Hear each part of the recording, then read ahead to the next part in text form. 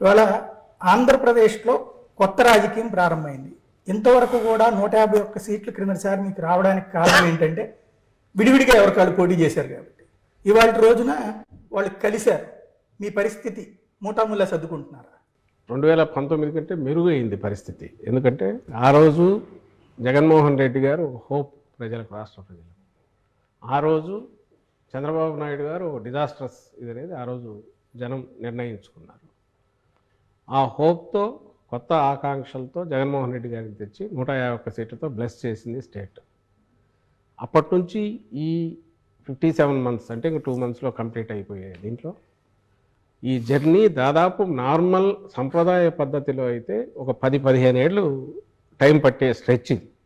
పాలనా పరంగా కానీ, అభివృద్ధి పరంగా కానీ, సంక్షేమంతో కూడిన అభివృద్ధి పరంగా కానీ, మానవ వనరుల అభివృద్ధి కానీ, సామాన్య మానవుడికి సమాజంలో వైద్యం ఇలాంటి వాటిలో కీలకమైన రంగాల్లో దేశానికే తలమానికంగా స్టేట్ను అభివృద్ధి చేయడంలో కానీ ఈ 4.5 years లేదా 4 years 10 months అనేది డిస్పైట్ కోవిడ్ 2 years తీసేస్తే బహుశా ఒక ట్రెండ్ సెట్టర్ అయిపోయింది.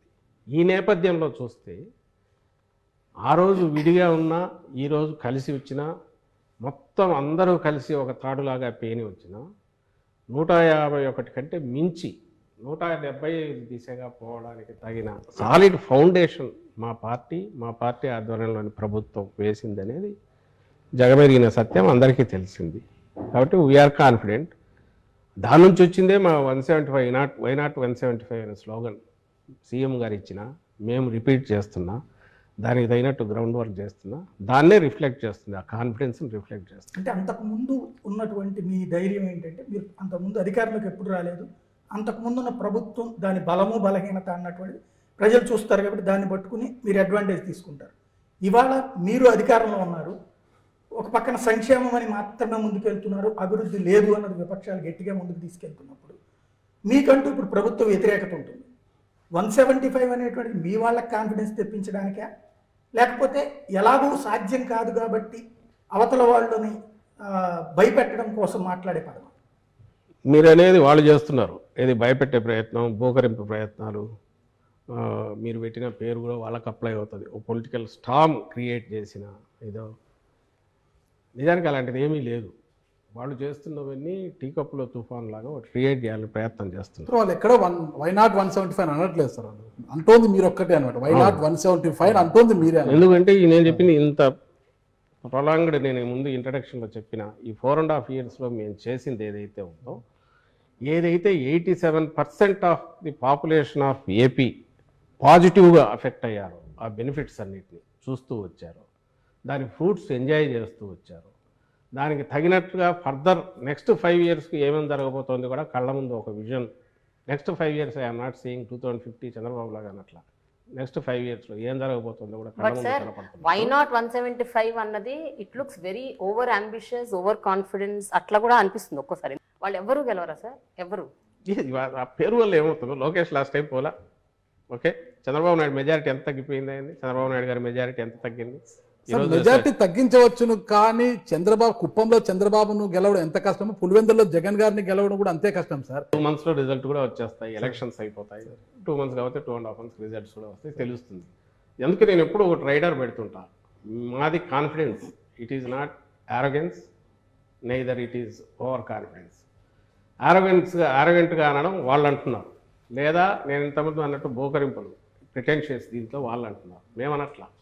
మా దానికి సాలిడ్ ఎగ్జాంపుల్ మీరు అంటున్నారు కుప్పం పులివెందుల తేడా అంటున్నారు, దాన్ని నేను పోలుస్తా. పులివెందులు అనేది అది long standing, it has been continuously nurtured. Not only ఏదో రిసోర్సెస్ సీఎంగా ఉన్నప్పుడే కాదు, లేకముందు కూడా రాజశేఖర రెడ్డి గారు తన అపోజిషన్లో ఉన్నప్పుడే తన 60 acres వాల్యుబుల్ ల్యాండ్ ఆ రోజే కాలేజీతో సహా లయలోకి ఇచ్చేశారు. ఎడ్యుకేషన్ అనేది బాగా రావాలి నా కాన్స్టిట్యున్సీ ప్రజలకని అప్పట్లోనే ప్రాజెక్టుల కోసం తీసుకొచ్చేసి చేశారు అపోజిషన్లో ఉన్నప్పుడు. ఆయన ఉన్నది 5 years, ఈయన ఉన్నది 5 years. రిమైనింగ్ టైం అంతా పులివెందుల డెవలప్ కాకుండా పోలే. తనకున్న రిసోర్సెస్ అన్నీ పొలిటికల్గా కానీ ఇంకోరు ఎక్కడ ఉన్న టీడీపీ ఉన్న పర్సనల్ పొలిటికల్ సెంటర్లో ఉన్న పలుకుబడిని యూజ్ చేసినా సరే కాన్స్టిట్యున్సీని డెవలప్ చేసుకుంటూ నర్చర్ చేసుకుంటూ వచ్చారు. అది కంటిన్యూ అవుతుంది ఈరోజు కూడా. కుప్పం మేము వచ్చి చేస్తున్నాము, పులివెందులకు నీళ్ళు ఇచ్చింది నేనే అనేది చంద్రబాబు నాయుడు గారు చెప్తున్నారు. సార్ ఇప్పుడు మేము నీళ్ళు ఇస్తున్నాం మీరు చెప్తున్నారు అభివృద్ధి అనేది. ఆఖరికి గండికోట నింపింది ఎవరు? R&R ప్యాకేజ్ పూర్తి 1000 కోట్లు 1200 కోట్లు ఎవరు పే చేశారు? పే చేసి 17 TMCలు ఫస్ట్ టైం నింపింది ఎవరు? ఆఖరికి ఎంత పెడుతున్నాము, రిజల్ట్ ఎవరు ఇచ్చామనేది, అవన్నీ గ్రౌండ్ వర్క్ అంతా రాజశేఖర రెడ్డి గారు చేశారు. ఈయన చిన్న చిన్నవి పై మెరుగులు దిద్ది కొన్ని స్టార్ట్ చేసిండొచ్చు. అక్కడ ఆఖరికి వచ్చేసరికి మొన్న ఫైనల్గా ఎక్కువ పెట్టాల్సి వచ్చింది, జగన్మోహన్ రెడ్డి గారు పెట్టారు. ఈరోజు రిజర్వాయర్లు ఫుల్ నిండినాయంటే అటువైపు రాయలసీమలో ఎక్కడైనా సరే, ఆ రోజు ఇప్పుడు ఎగతాళిగా మాట్లాడే మొన్న రేవంత్ రెడ్డి కూడా మాట్లాడింది, అక్కడ సీఎం మాట్లాడిన దాంట్లో అక్కడ అగ్రెసివ్గా జగన్మోహన్ రెడ్డి దోచుకుపోతున్నాడు అనే దాంట్లో రాయలసీమ వైపు నుంచి పాజిటివ్గా ఉంది. మీరు గమనిస్తే ఎవరు చేశారు ఆ రోజు 44,000 క్యూసెక్కులకు, ఆయన చేస్తే 11,000 క్యూసెక్కులు పోతిరెడ్డిపాడు. ఈయన దాన్ని 2 ఇంతలు పైగా పెంచి కాలువలు వెడల్పు చేసి, ఎందుకంటే వరద టైంలో మాత్రమే మనం పట్టుకోగలం నీళ్లు కాబట్టి వరద టైంలో వీలైనన్ని వాటర్ తీసుకుపోయే ప్రయత్నం చేస్తున్నారు. మీరు సాధించాము అంటే సాధిద్దాము అనుకోవడము లేదా కాన్ఫిడెన్స్ ఒక ఎత్తు. ఇప్పుడు ఉన్నటువంటి అనుమానం ఏంటంటే 175 గెలవాలి అంటే ఎదుటి వాళ్ళకి అంటే నేను ఈవీఎం మేనేజ్మెంట్ అని చెప్పను కానీ, లేదంటే బెదిరింపులో వాళ్ళని చేయనివ్వనటువంటి తరహా వ్యవహారాలు ఏమైనా జరగబోతున్నాయి ఆంధ్ర?